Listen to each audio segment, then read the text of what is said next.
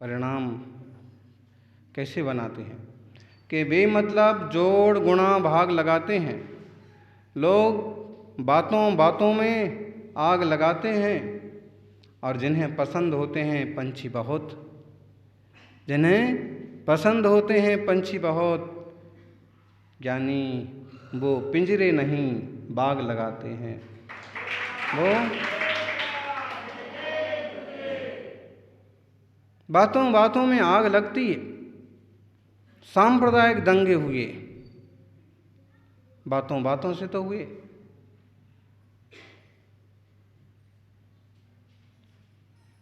घर टूटे बातों बातों से, मुल्क बटे बातों बातों से, युद्ध हुए बातें बातें। द्रौपदी ना कहती अंधों के अंधे होते हैं तो महाभारत होती। यहाँ पर भी अगर किसी में कोई खुन्नस पैदा हुई है, तनाव पैदा हुआ है, टेंशन पैदा हुआ है, तो कहीं ना कहीं बातों बातों से हुआ है। जो जितना कम बोलता है वो उतना अच्छा। कम बोलो काम का बोलो, कम सोचो काम का सोचो। बेमतलब जोड़ गुणा भाग लगाते हैं। कोई मतलब नहीं है तो भी जोड़ गुणा भाग लगाते रहते हैं। इससे क्या होगा, इससे कैसे होगा, ये क्या मिलेगा, वो कैसे बनेगा, और परिणाम उसमें उलझे रहते हैं। जो तुम्हें नहीं मिल सकता है, जो तुम्हारे बस का नहीं है, उस पर भी गुणा भाग लगाते हैं। और कई बार तो इस पर गुणा भाग अकेला नहीं लगाते हैं, लोग सट्टा भी लगाते हैं। ये जीतेगा कि वो हारेगा, कि ऐसा होगा कि वैसा होगा। हार जीत का सौदा भी करते हैं, वायदा भी करते हैं। जबकि इस टाइप के विकल्पों से आर्थ ध्यान से नुकसान होना है। भी मतलब जोड़ गुणा भाग लगाते हैं। लोग बातों बातों में आग लगाते हैं और जिन्हें पसंद हैं पंछी, पंछी पसंद है कि पंछी, जिन्हें पसंद है पंछी बहुत, वो पिंजरे नहीं लगाते हैं, वो बाग लगाते हैं। बाग लगाते, बगीचा लगाते हैं। पंछी आराम से आएं, रहें, बैठें, खेलें, कूदें और उड़ जाएं। पिंजरे में बंद करके नहीं लगाते हैं। देखिए, लगाने वालों ने तो यहाँ भी बाग लगा रखा है, हैं? हर जगह नीचे ज़मीन से उगते हैं पेड़ पौधे फूल, यहाँ ऊपर से उगते हैं।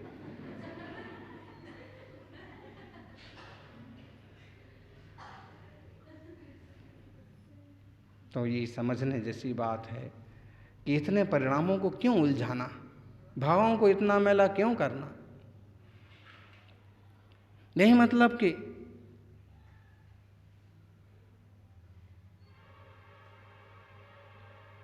क्या बोलते हैं वो, बेगानी शादी में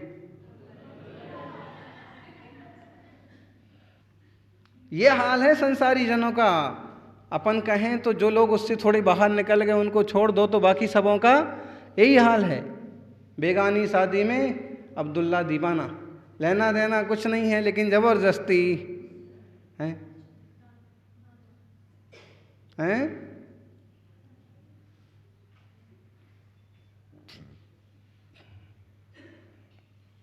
बहुत सारे भाव तो इसी तरह से उलझे रहते हैं। कम से कम त्यागी व्रती जो बने हुए हैं, कम से कम जो श्रावक हैं, उन्हें तो इस बात को समझ लेना चाहिए। आम संसारी लोग तो उलझे हुए ही हैं, उनकी तो उलझनों का क्या कहना। अगर हम कुछ सुलझ गए हैं तो हमें और ज़्यादा सुलझने की कोशिश करना चाहिए। लोग और उलझन के विषय लाते हैं, कई आजकल तो हैं त्यागी व्रतियों में भी डिबेट होने लगा, शास्त्रार्थ होने लगा। ये सही कि वो सही, हम सही कि तुम सही, ये पद्धति सही कि वो पद्धति सही। अगर सच्चे साधवे गुणस्थान वाले कहलाने वाले वीतरागता की सीढ़ियाँ चढ़ने वाले, सहज शांतता की आराधना करने वाले, अनाग्रही दृष्टिकोण ही जिनका लक्ष्य है, ऐसे मुनि भी इस तरह की बातें करने लगे, उलझने लगे, तो फिर सम्यक दर्शन ज्ञान चारित्र का मार्ग कहाँ सुरक्षित रहेगा। सबसे छोटा और प्रसिद्ध ग्रंथ है ष्टोपदेश, और उसकी आखिरी में आखिरी लाइनें हैं, मुक्ताग्रहो विनिवसन सजने वनेवा मुक्तिश्रियम निरुपमा मुप्याति भव्या। भव्य जीव तो मुक्ताग्रह होता है, वह आग्रह नहीं करता है, बहुत ज़्यादा विकल्प नहीं पालता है, बहुत ज़्यादा धर्म का प्रचार प्रसार करेगा, तत्व का उपदेश वगैरह देगा, एक विवेक, एक प्रज्ञा के साथ।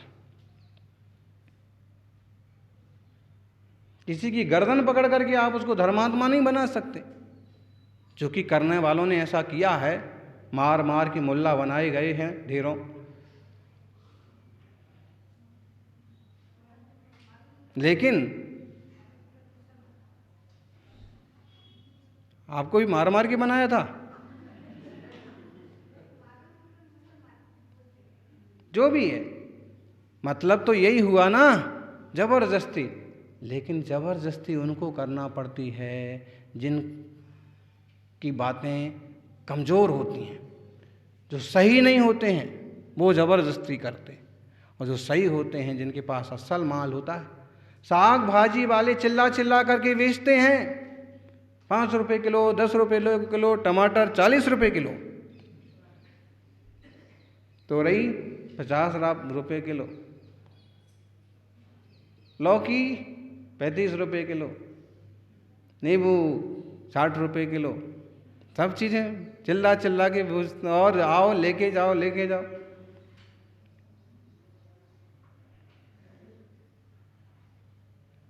ऐसे सोना चांदी की दुकान वाला ऐसे चिल्ला चिल्ला के बेचता है?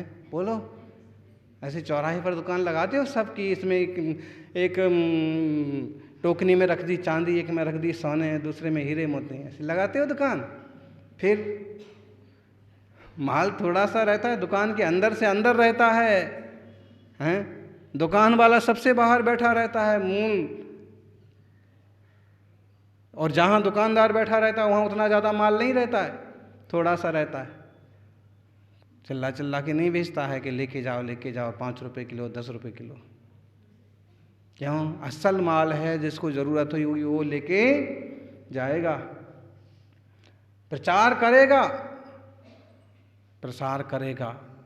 विज्ञापन का ज़माना है, लोगों को बताएगा कि हमारे यहाँ असली माल मिलेगा। असली मिलता होगा? अच्छा, आप कह रहे हो तो सही बात होगी।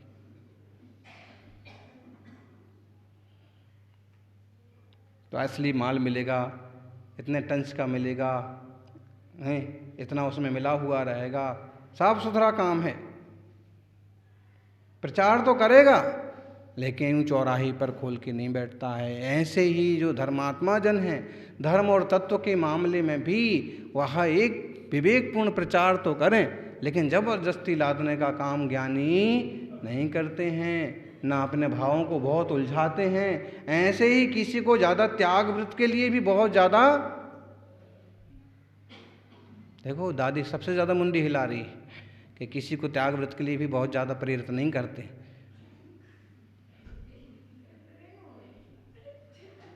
अरे भाई, जो योग्य हैं, जो निकल सकते हैं, उन्हें तो निकलना चाहिए ना साधना के मार्ग पर।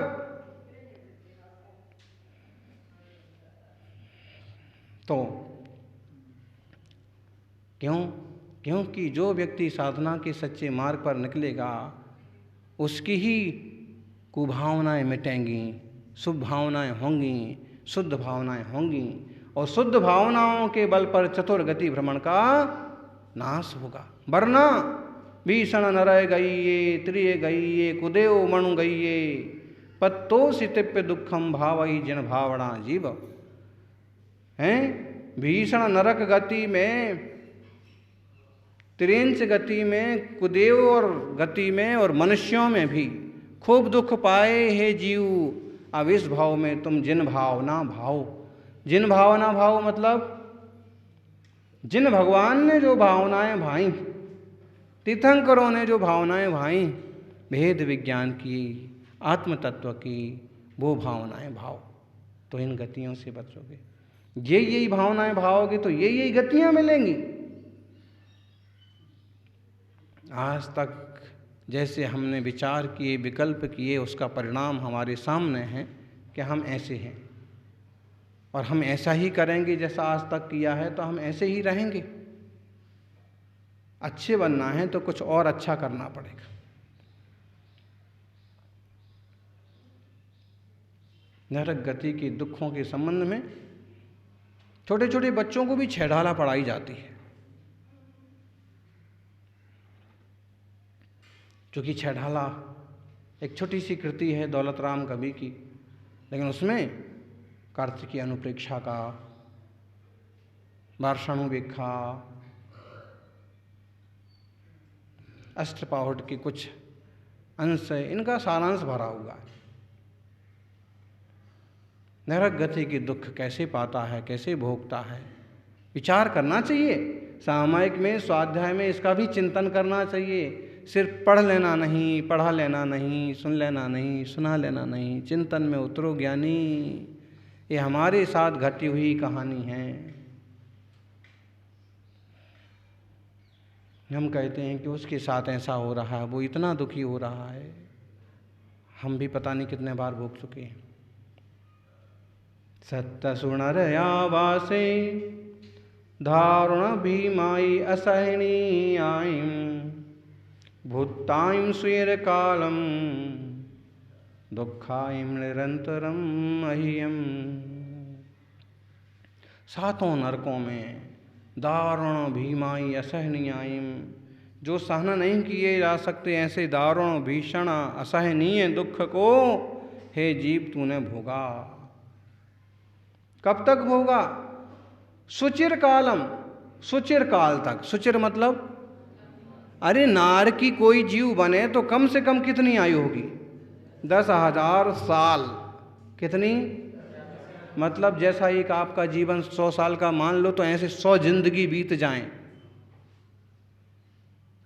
10,000 काल तक वहाँ हवा करने को नहीं मिली। गर्मी में बैठे हैं तो बैठे हैं, मक्खी आ रही हैं, कीड़े खा रहे हैं तो खा रहे हैं, ठंड लग रही है तो लग रही है। छोटे छोटे मच्छर बन के दूसरे नार की आंख में घुस जाते हैं, तो अभी वो हाथ भी नहीं दे पाते। पढ़ो, विस्तार से देखो, और वहाँ काम क्या है। आप जितना सोच सकते हो कि कितने तरह के दुख दिए जा सकते हैं, वो सब हैं। कवियों ने, गुरुओं ने तो जितना वो समझ सकते थे सर्वज्ञ वाणी से मिला, उसका कुछ हिस्सा लिख दिया। बाकी आप तो ये देख सोच लो कि जितने तरह के दुख हो सकते हैं। हम बोलते हैं नरक में कुंभी पाक में उबालते हैं, घड़े में डालते हैं, बड़ी बड़ी कड़ाही में उबालते हैं, आग में जलाते हैं। सागर में छार जैसा पानी है, उस पानी में हड्डियां भी गल जाती हैं, जो कि उनका वैक्रियक शरीर है। अशुभ विक्रिया से वो मरते नहीं हैं, लेकिन दुख भोगो। अभी एक कुत्ता है इधर, इतना बड़ा घाव हो गया गले पर, इतना बड़ा घाव आदमी को हो जाता तो मर जाएगा, वो तो घंटे भर में मर जाएगा। भोग रहे हैं आराम से। आराम क्या, हफ्ता भर हो गया इधर से उधर दौड़ रहे, भाग रहे, कूद रहे, सड़ रहे। कौन देखने वाला है, कौन पूछने वाला है? जहाँ जाओ मार खाओ। कुछ खाया कि नहीं इसे कौन पूछ रहा है? अंधेरे में कोने में भी बैठा है तो किसको पसंद है?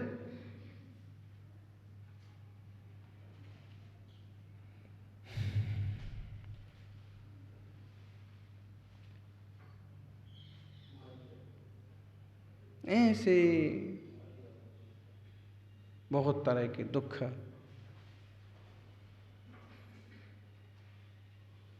संसारी जीवों में, तिरंच पर्याय में है। नरक पर्याय में कम है, फिर क्या? कभी सामायिक आदि में भी विचार करना चाहिए। बुखार आ गया है समाधि के टाइम पर, फिर भी वो उपदेश देते हैं कि भाई प्यास की चिंता मत करो, हे मुनि, भोजन पानी का विकल्प नहीं करना नरक में। तो ऐसे ही कभी ऐसी विपत्ति आ पड़ती है भूख प्यास की तो भी सहन करो, सर्दी गर्मी की तो भी ये विकल्प विचार करो, और सहज रूप से सामयिक आदि में निरात्म चिंतन करते हुए 4 गति के दुखों का भी विचार करना चाहिए। सारे दुख पाए हैं सुचिर काल तक, 10,000 साल से लेकर के 33 सागर तक। सागर का मतलब है, सरल से सरल शब्दों में बच्चों वाली परिभाषा बोलो तो बोले एक चिड़िया 100 साल में समुद्र में से एक बूंद पानी निकाले, जितने साल में पूरा समुद्र सागर खाली हो जाएगा उतना बड़ा एक सागर का आयुष्य कहलाएगा। बोलो कब खाली हो जाएगा? एक कटोरी खाली कर ले, कितनी बूंदें हैं उसमें? ऐसी लंबी लंबी आयु नरक में भोगी है इस जीव ने। आज बड़े बाप के बन के बैठे हैं, जब भोगा है तो सबकी हालत खराब हुई। सत्य सुबह ऐसे और कितने निरंतरम, ऐसा नहीं कि आज दुख हुआ हो कल नहीं होगा, सुबह बस हो गया झगड़ा टंटा अब शाम को नहीं होगा, ऐसा कुछ नहीं। वहाँ दिन और रात का फेर ही नहीं है, लगे रहो बस, सोने जागने का कोई काम ही नहीं है। कैसा वेदना, कैसा आसाता है, ऐसा है संसार में। एक जगह ऐसी भी है, यहीं देख लो, जब इतनी तरह से सताते हैं संसार में, इतने तरह के विकल्प देते हैं त्रियंचों में भी मनुष्यों में भी, तो ऐसी भी कोई जगह होगी जहाँ इससे ज़्यादा दुख हो? बोलो, एक आदमी की किसी ने हत्या कर दी तो उसको एक बार फांसी हो, 2 की कर दी तो जज सुनाता है? अभी ऐसी घटनाएं सुनने को मिलती हैं कि उसने 3-4 बार ऐसा किया है तो बोले उसको 3 बार फांसी की सज़ा या 3 बार आजीवन कारावास और इतना जुर्माना है। ऐसी सजाएं होती ना, आजकल भी होती, लेकिन अब 3 बार फांसी पर कैसे चढ़ेगा? ऐसे केसेस हुए 3-3 बार उसको फांसी की सजा है, लेकिन चढ़ाएंगे कितने बार? अब जिन्होंने ऐसे ही काम कर रखे कि हजारों बार उसको फांसी होना चाहिए, तो ऐसे लोग कहाँ जाएंगे? जो बाकी है भोगने के लिए कहाँ जाएंगे? इसलिए कुछ भी खोटे भाव खोटे कर्मों का फल भोगना पड़ता है, नरक आदि गति में जाना पड़ता है। और अगर ऐसे दुखों से बचना है तो जिन भावना का, जिन भक्ति का सहारा लो और अपनी आत्म भावना के बल पर दुखों से बचो।